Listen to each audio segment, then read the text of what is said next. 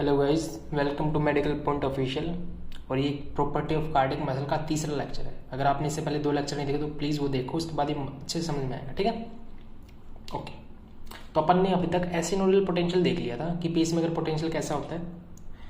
अब देखेंगे अपन कि जो उसके अलावा जो मसल है पेसमेकर के अलावा कार्डियक मसल का एक्शन पोटेंशियल कैसा होता है। वो कुछ ऐसा होता है। देखो, इसमें भी 4 फेज हो तो उसमें भी 4 थी, 1 2 3 4। अभी देख कैसे हो रहा है। इसकी रेस्टिंग मेंबर पोटेंशियल होती है -90 मिली वोल्ट। उसकी कितनी थी? -60 मिली वोल्ट। वो वीडियो देख लो प्लीज, है ना, कंसेप्ट अच्छे से क्लियर हो जाएगा। उसकी -60 थी। पहले होगा डीपोलराइजेशन, ठीक है। और कहाँ तक पहुंचेगा डीपोलराइजेशन की पीक? कहाँ तक आएगी? +20 मिली वोल्ट। उसकी कहाँ तक थी? उसकी यानी पेस मेकर की +5 मिली वोल्ट थी, ठीक है। उसके बाद होगा एक रैपिड रीपोलराइजेशन, एकदम से स्टॉप गिरेगा। उसके बाद आएगा एक प्लेट टू फेज, यानी ऑलमोस्ट सेम रहेगा लेवल, ठीक है। और फिर उसके बाद फिर से रीपोलराइजेशन हो जाएगा। फिर रेस्टिंग मेंबर पोटेंशियल अचीव हो जाएगी -90 की, ये वाली। उसके बाद फिर से डीपोलराइजेशन होगा, पीक आएगी +20 मिली वोल्ट पे। फिर से एक रैपिड, एक छोटा सा लेकिन एक रैपिड रीपोलराइजेशन, एक फिर प्लेट टू फेज आएगी और फिर से ऐसे ड्रॉप कर जाएगा। समझ रहे हो? अब देखते हैं इसके आयनिक बेसिस, ये कैसे रहा है। देखो, जो पहला डीपोलराइजेशन होता है ये बहुत ही रैपिड होता है, एकदम से शार्प। देखो टाइम कितना लगा, बिल्कुल यहां से देखो यहां तक इतना सा टाइम लगा, बड़ा थोड़ा सा टाइम लगता है, बहुत वेरी रैपिड। पहले क्या है, डीपोलराइजेशन के बारे में पढ़ रहे, ये क्या हो रहा है, पहले वेरी रैपिड हो रहा है, ठीक है। दूसरी बात है, देखो किसकी वजह से हो रहा है वो देखते हैं। किसकी वजह से हो रहा है?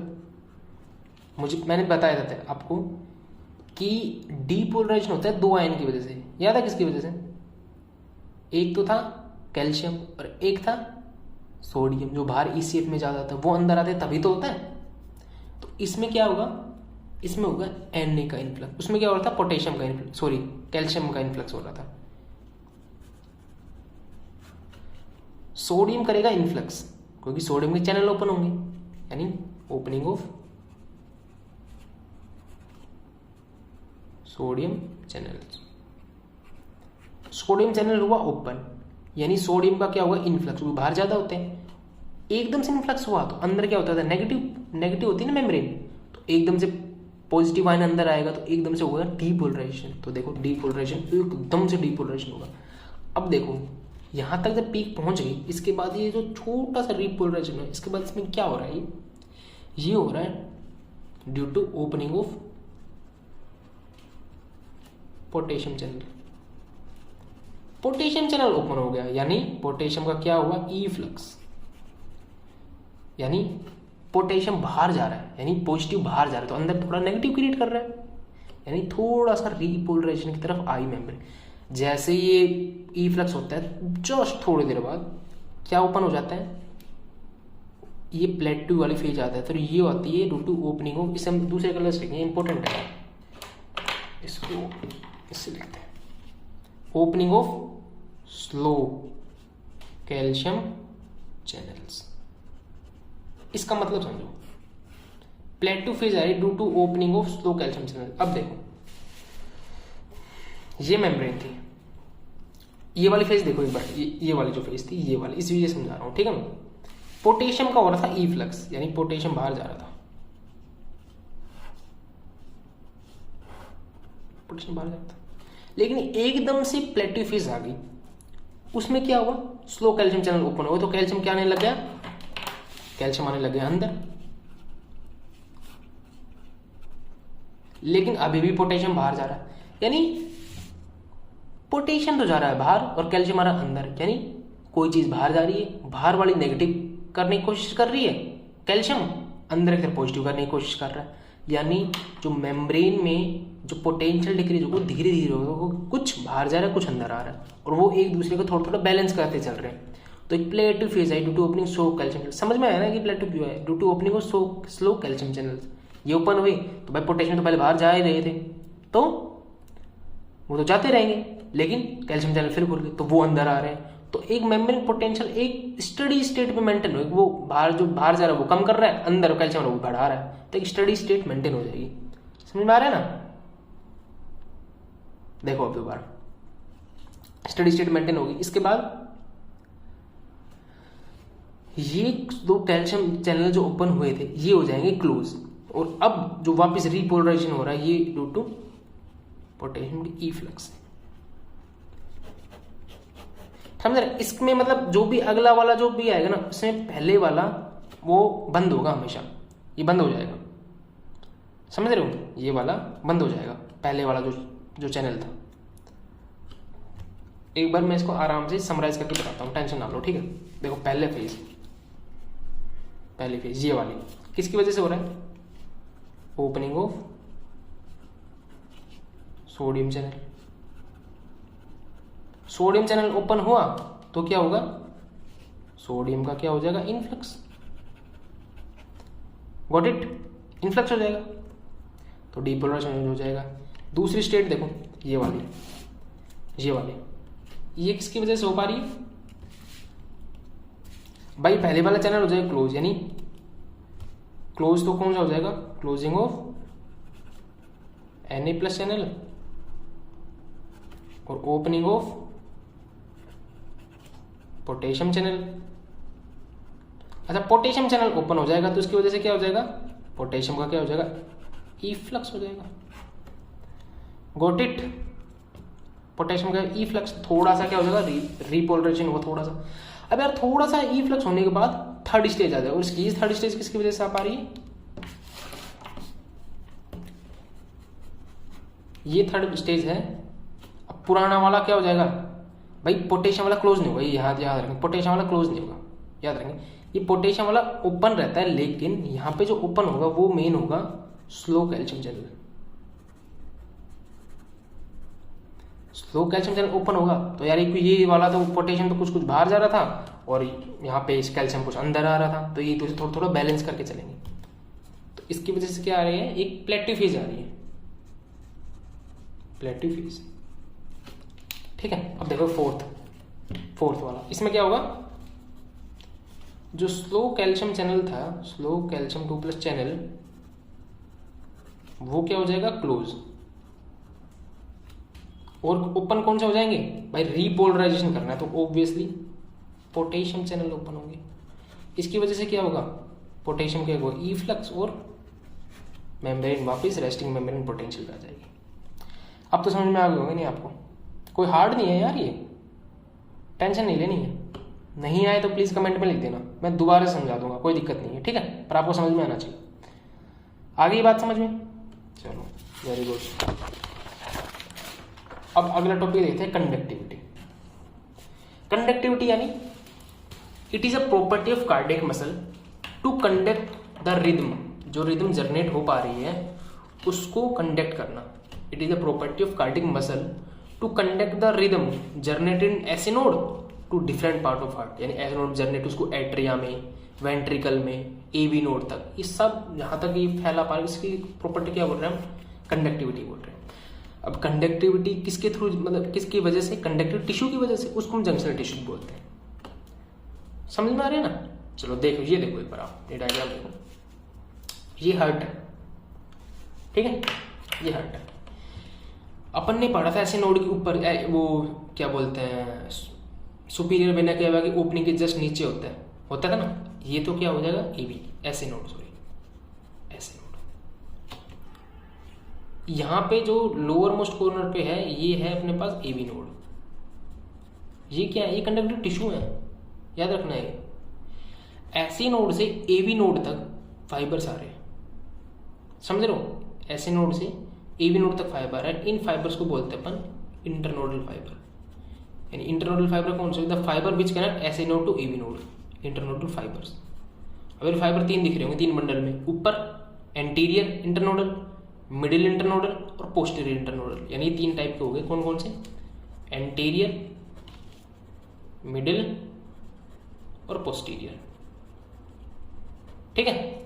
अच्छा, अब यहाँ पे गौर से देखना, प्लीज पे अटेंशन। यहाँ से एक मोटा सा बंडल जा रहा होगा, कॉमन बंडल, जो कि आगे जाके 2 में डिवाइड हो रहा है, दिख रहा है। इस वाले बंडल को अपन बोलते हैं, इस वाले पार्ट को बोलते हैं अपन बंडल ऑफ हिज। ये है बंडल ऑफ हिज, यानी एवी नोड से जो आगे की तरफ जा रहा है ना, ये बंडल ऑफ हिज, जो कि 2 में टूट रहा है। और इन 2 को अपन बोलते हैं, इस वाले को अपन बोलेंगे लेफ्ट बंडल ब्रांच। स्टूडेंट को सबसे दिक्कत तो ये है, तुमको समझ नहीं आ पाता कि ये बंडल ब्रांच होते क्या है, कहाँ से आ रहे हैं। तो एवी नोड से पहले निकला बंडल ऑफ हिज, जो कि 2 में डिवाइड हुआ, लेफ्ट बंडल ब्रांच, और सॉरी ये राइट है, ये वाला रहेगा राइट, और ये क्या हो जाएगा, लेफ्ट बंडल ब्रांच। अब ये बंडल ब्रांच एपेक्स के पास आके पूरे वेंट्रिकुलर मायोकार्डियम पे फैल जाएंगे और किसको राइज देंगे, पुरकिंजी फाइबर, पुरकिंजी फाइबर। अब देखते कि कहां से इंपल्स कहां चल रही, कंडक्ट कैसे कर पा रहा है। देखो पहले ऐसे नोड था, ऐसे नोड से कहां गया, इंटरनोडल फाइबर में। ये पाथवे याद करना अच्छे से, ठीक है। इसके बाद कहां गया, एवी नोड में। इसके बाद कहां गया, बंडल ऑफ, बोलो, हिज में। इसके बाद कहां गया, left and right bundle branch. इसके बाद ये कहां चला गया, पुरकिंजी फाइबर, पुरकिंजी फाइबर। समझ आ गया ना, बिल्कुल आसान है, टेंशन नहीं लेनी, बिल्कुल आसान है। ये कंडक्टिविटी जो टॉपिक था, ये समझ में आ गया ना, बिल्कुल। बोलो आया कि नहीं आया। अच्छा, इसके बाद अपन कुछ और देखते हैं। अब एक वेलोसिटी देख लेते हैं, छोटा सा, बिल्कुल छोटा सा टॉपिक है कि यार ये जो फाइबर्स जो कंडक्ट कर रहे हैं, इनमें वेलोसिटी कितनी कितनी है, ठीक है। हार्ड नहीं है, बिल्कुल आसान है, और इसकी वैल्यूज में आपको याद नहीं रखनी है, लेकिन एक छोटा सा इसमें कंसेप्ट है वो याद रखेंगे, ठीक है। एट्रियल मसल में जो ऐसे नोड से डायरेक्ट सप्लाई, मतलब ऐसे नोड में जो इंपल्स निकलो डायरेक्ट एट्रियल मसल को जाती है, कोई फाइबर वाइबर बीच में नहीं आता, ठीक है। उसमें जो एट्रियल मसल में जो वेलोसिटी ऑफ इंपल्स है वो होती है 0.3 मीटर पर सेकेंड, ठीक है, 0.3 मीटर पर सेकेंड। इंटरनोडल फाइबर्स, यानी इंटरनोडल फाइबर कौन से, ये वाले, इन वाले बात में, ये जो इंटरनोडल फाइबर है इनकी बात कर रहा हूँ। इसमें जो स्पीड होती है वो होती है अराउंड 1 मीटर पर सेकेंड। 1 मीटर पर सेकेंड बोला है, 1 मीटर कितना बड़ा होता है, 1 सेकंड। हार्ट तो बिल्कुल छोटा सा होता है, यानी उसमें बहुत जल्दी ट्रेवल करती है। एवी नोड में होता है ये खास 0.05 मीटर पर सेकेंड, ये बहुत धीरे होते हैं इसमें कंडक्शन। इसका एक फिजियोलॉजिकल सिग्निफिकेंस देंगे अगले टॉपिक में, ठीक है। बंडल ऑफ हिज में जो जाता है वो होता है 0.12 मीटर पर सेकेंड के साथ, ये याद नहीं करना है, फिर बोल रहा हूँ मैं आपको।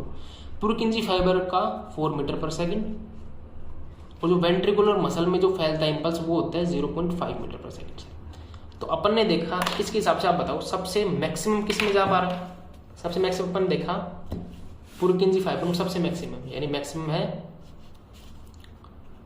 पुरकिंजी फाइबर में। और सबसे मिनिमम कहाँ है, सबसे मिनिमम कहाँ है, सबसे मिनिमम है एवी नोड में, एवी सबसे मिनिमम है एवी नोड पे। समझ आ रहा है ना, सबसे मिनिमम हो जाएगा एवी नोड पे, राइट। ओके, याद रखना है। इसके बाद देखते हैं जो एवी नोड में जो कम स्पीड है इसका क्या है, इसको बोलते हैं एवी नोडल डिले।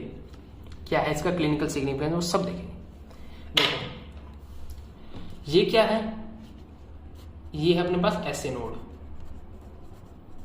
ये क्या है, ये है अपने पास एवी नोड। तो ऐसे नोड से जैसे ही रिदम जनरेट होगी वो पूरे एट्रियल मसल्स पे फैल जाएगी, ठीक है, राइट एंड लेफ्ट एट्रियल पे फैल जाएगी, और इंपल जाएगी एवी नोड को, एवी नोड को इंपल जाएगी इंटरनोडल फाइबर के थ्रू। समझ रहे हो, यहां वो इंपल्स आ गई।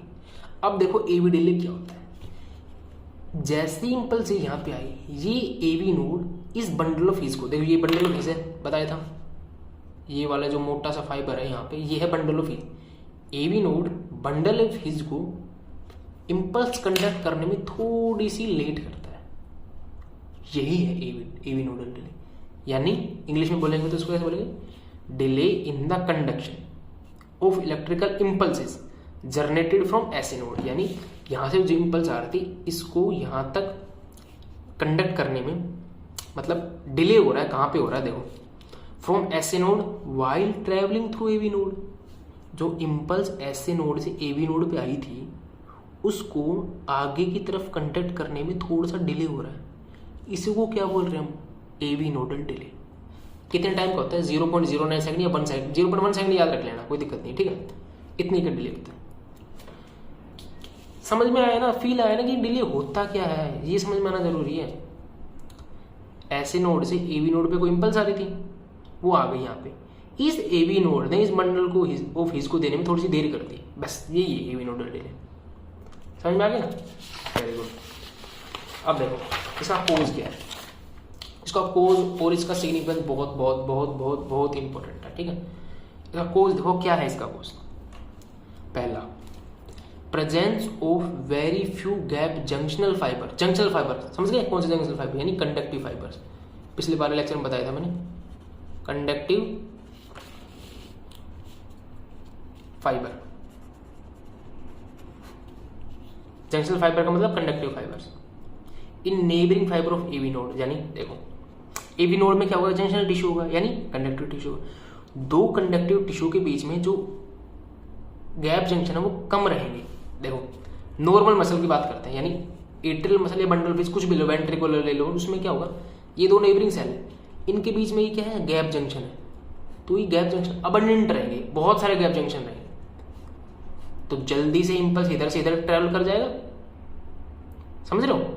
लेकिन एवी नोड के केस में क्या है, जो जंक्शनल जो गैप जंक्शन है दो कंडक्टिव फाइबर्स के बीच में वो कम है, इसकी वजह इंपल्स धीरे धीरे जाएगा, कम इसको स्पेस कम जाने के लिए, तो कम धीरे धीरे जाएगा तो थोड़ा सा टाइम लगेगा। तो पहला रीजन तो ये हो गया एवी नोडल डिले। दूसरा रीजन क्या है, presence of small size of junctional fibre. जो कंडक्टिव फाइबर वो छोटे होते हैं एवी नोडल में। जैसे एग्जांपल मान लो, एक एग्जांपल से देखो, मान लो ये है एवी नोड, ये क्या है, एवी नोड है, या तुम ये समझो ये एक दीवार है 1 मीटर की, ठीक है, या 1 मीटर का एवी नोड है, एक बार ये मान के चलो। तो यहाँ से इंटरनोडल फाइबर आए, एंटीरियर, मिडिल और पोस्टीरियर इंटरनोडल फाइबर, और एवी नोड से लीव कौन से कर रहे हैं, बंडल ऑफ हिज। ये क्या है, बंडल ऑफ हिज, ठीक है। अब देखो अगर जंक्शनल फाइबर की लेंथ होगी बड़ी बड़ी, मान लो 1 मीटर है तो 0.33 मीटर ये, 0.33 मीटर ये और 0.33 मीटर ये, तो 1 मीटर बन गया। अगर लेंथ ज्यादा होगी तो सिर्फ 2 बैरियर को क्रॉस करना पड़ेगा 3 सेल के अंदर, तो जल्दी से आगे पहुंच जाएगा। लेकिन अगर जंक्शनल फाइबर छोटे छोटे होंगे, भाई ये तो इंटरनोडल फाइबर से आया और यहाँ बंडल ऑफ हिज से थ्रू जा रहा है, तो अगर जंक्शनल फाइबर छोटे होंगे तो इसको क्रॉस करेगा, इसको क्रॉस करेगा, इसको क्रॉस करेगा, ऐसे करके धीरे धीरे धीरे धीरे सभी गैप जंक्शन की तरफ क्रॉस करेगा। और पहले अपन ने जो गैप जंक्शन वो कम थे, पहले हमने पढ़ा है, पहला रीजन ये था। और दूसरा, अगर ये जंक्शनल फाइबर छोटे छोटे हो गए तो बहुत सारे मतलब जंक्शनल फाइबर के बीच में क्रॉस करके जाना पड़ेगा, तो टाइम और लग जाएगा। तो दूसरा रीजन क्या होगा, presence of small side of junctional fibre in AV node, ठीक है। तीसरा रीजन इतना खास नहीं है लेकिन फिर भी अपन पढ़ लेंगे। तीसरा रीजन क्या है, prolong refractory period of AV node. SA node का भी होता है रिफ्रैक्टिव पीरियड लॉन्ग, लेकिन उससे भी ज्यादा रिफ्रैक्टिव पीरियड प्रोलॉन्ग होता है एवी नोड का। अब देखो रिफ्रैक्टरी पीरियड हो गया लॉन्ग, रिफ्रैक्टरी पीरियड लॉन्ग होगा, इसका मतलब टाइम भी ज्यादा लगेगा। जैसे गोल पर वो देखते हैं, कहाँ गया वो बेटा, नहीं मिल रहा, बाद में देखते हैं। मतलब अगर रिफ्रैक्टिव पीरियड लॉन्ग होगा, यानी वो वाला ग्राफ जो मसल ऐसे था ना रिफ्रैक्टिव पीरियड का ग्राफ, तो ये अगर टाइम पीरियड बढ़ जाएगा, ऐसे हो जाएगा, तो ये रिफ्रैक्टिव बढ़ गया तो टाइम पीरियड भी बढ़ गया, टाइम पीरियड बढ़ गया यानी एवी नोडल डिले आया। इसका सिग्निफिकेंस क्या है कि एवी नोडल डिले होगा तो वो देखो एक बार, देखो अगर एवी नोडल में डिले होगा, ये वाला डायग्राम देखो, एवी नोड अगर डिले करेगी कंडक्शन में तो जब कंडक्शन यहाँ से स्टार्ट हो तो कुछ तो इम्पल्स इधर चल गई, कुछ इम्पल्स इधर आने लग गई। अगर ये बिल्कुल डिले नहीं करता तो डायरेक्ट इधर सेंड कर देता इम्पल्स, तो हार्ट में इम्पल्स बहुत स्पीड से ट्रेवल करती है, समझ रहे हो। और पूरी की नींद तो वैसे बहुत फास्ट थी, इसमें तो 4 मीटर पर सेकंड थी।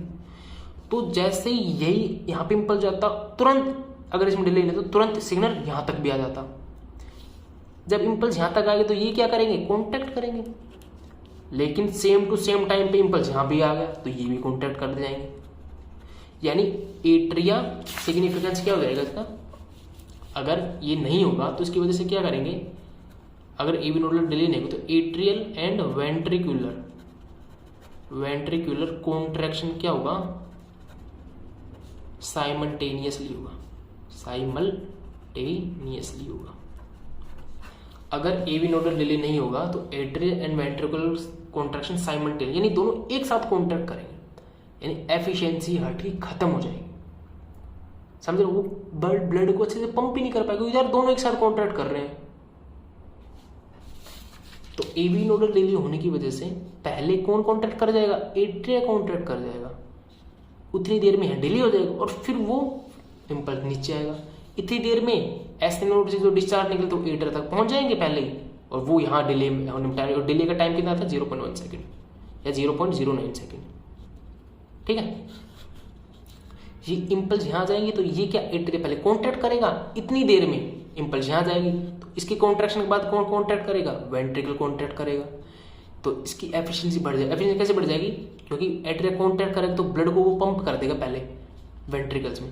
अब इसके बाद जब वेंट्रिकल कॉन्ट्रैक्ट करेंगे तो ये ओटा में सेंड करेंगे ब्लड, समझ लो, तो इसकी एफिशिएंसी बढ़ जाएगी। अगर ये दोनों साथ कॉन्ट्रैक्ट करते तो इसकी वजह से जो बीमारी होती है उसको बोलते हैं वेंट्रिकुलर फिब्रिलेशंस, ठीक है। वेंट्रिकुलर फिब्रिलेशन से बचाता है हार्ट को। ये लाइफ थ्रेटनिंग कंडीशन होती है, मजाक की बात नहीं है ये लाइफ थ्रेटनिंग होती है, इससे आदमी की मौत हो सकती है, लाइफ थ्रेटनिंग कंडीशन हो सकती है, ठीक है, डन।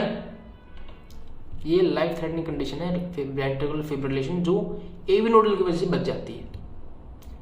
तो AV nodal delay allow atria to empty their blood into ventricle before ventricular contraction, समझा दिया मैंने भाई। एट्रिया से डायरेक्ट किससे आ रही है, ऐसे नोड से वो सिंपल सेंड करेगा, थोड़ा डिले हो गया तो वो वेंट्रिकुलर उसको बाद में पहुंचेगा तो बाद में कॉन्ट्रैक्ट करेगा। Okay, understood.